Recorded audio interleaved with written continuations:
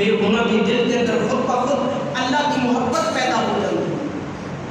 آقا کریم علیہ السلام نے غلام رحمان کی پیروی حضرت ابو اسحاق ابراہیم بن ادم رحمۃ اللہ علیہ وقت کے بہت بڑے بادشاہ گزرے، ایک مرتبہ بصرہ کے بازار کے وچوں گزر ہویا آپ کا، بصرہ کے بازار کے وچوں جب گزر ہویا لوگوں نے روک لیا، فرمایا کہ اے ابو اسحاق ابراہیم بن ادم، اللہ تبارک و تعالی اپنی نارائن بیعت کتاب کے اندر فرماتا ہے وقال ربکم ادعونی استجب لکم، کہ تسی میری بارگاہ کے اندر دعا مانگو، تسی میری بارگاہ کے اندر گڑ گڑا کے مانگو، تسی میری بارگاہ کی جو مانگو میں تمہیں عطا کراں گا۔ لیکن عرصہ بیت گئے، صدیاں بیت گئیاں نے، بڑا وقت گزر چکے ہیں، اللہ کی بارگاہ کے اندر دعا کر دیا لیکن اللہ دعا ہی نہیں قبول فرماتا۔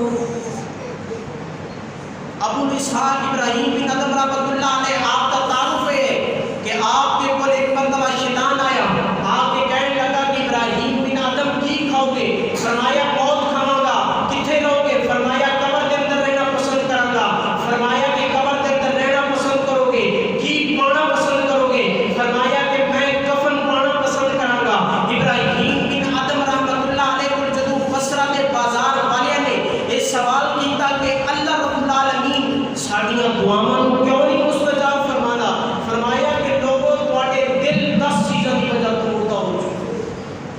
نمبر 1 آپ فرماتے ہیں خدا کو تسی منیا تو ہے لیکن پہچانیا نہیں، خدا کو مانا تو ہے لیکن پہچانا نہیں، قرآن تو پڑھا ہے نمبر 2 لیکن عمل نہیں کیا۔ نمبر 3 فرمایا کہ رسول اللہ کی محبت کا دعویٰ تو کرتے ہو، رسول اللہ کی محبت کا دعویٰ تو کرتے ہو لیکن حضور کی سنتوں کو ترک کر دیتے ہو۔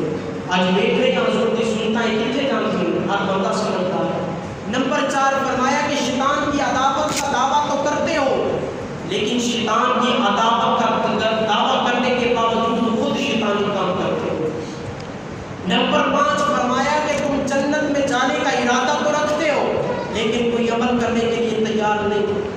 تم دوزخ سے نجات کا دعویٰ تو کرتے ہو لیکن دوزخ سے نجات حاصل کرنے کے لیے کوئی عمل نہیں، خود اپنے آپ کو دوزخ کی آگ میں لے جا رہے ہو۔ نمبر 8 فرمایا کہ تم اپنے بھائیوں کے عیب تو تلاش کرتے ہو لیکن اپنے عیبوں کا پتہ نہیں۔ یہ کئی بندیاں دے وچ نا بیماری چل رہی ہے، پہلے تہیلا کلیم کوئی ایک ادا بندہ لگتا سی جڑا گلا کرتا سی یا کوئی جڑا نا عیب تلاش کرتا سی، کسی تو بندے کو پتہ ہوتا سی پیٹ تے وچوں فلاں بندہ جڑا ہے ان کا کام ہی یہی ہے روٹیاں چنگیاں تے عیب کرنا، اور باقی تا باقی جڑے امام دے پیچھے نماز پڑھتے ہیں کوئی کہتے نہیں کہ اس امام کا فلاں ہے، امام نہیں ہے یہ امام دے وچ ہے، باقی تا باقی جن دے پیچھے نماز پڑھتے ہیں ان دے وچوں ہی عیب تلاش کرنے اور مسجدیں بیٹھ کے عیب تلاش کرتے ہیں۔ حضور کا فرمان یاد رکھو، فرمایا کہ من ستر مسلم سترہ اللہ یوم القیامہ، کہ جڑا بندہ دنیا کے اندر کسی دے عیب چھپاندا ہے اللہ قیامت کے دن اودے عیباں تے پردہ فرما دے۔ اپنے عمل برباد کر دے جے کسی دے عیب تلاش کر کے۔ حضرات ذیوقار خالق کائنات نے منع فرمایا، ابو اسحاق ابراہیم بن ادم فرماتے ہیں کہ تسی عیب بھائیاں دے لوگوں تے تلاش کرتے جے لیکن اپنے عیباں دا پتہ نہیں۔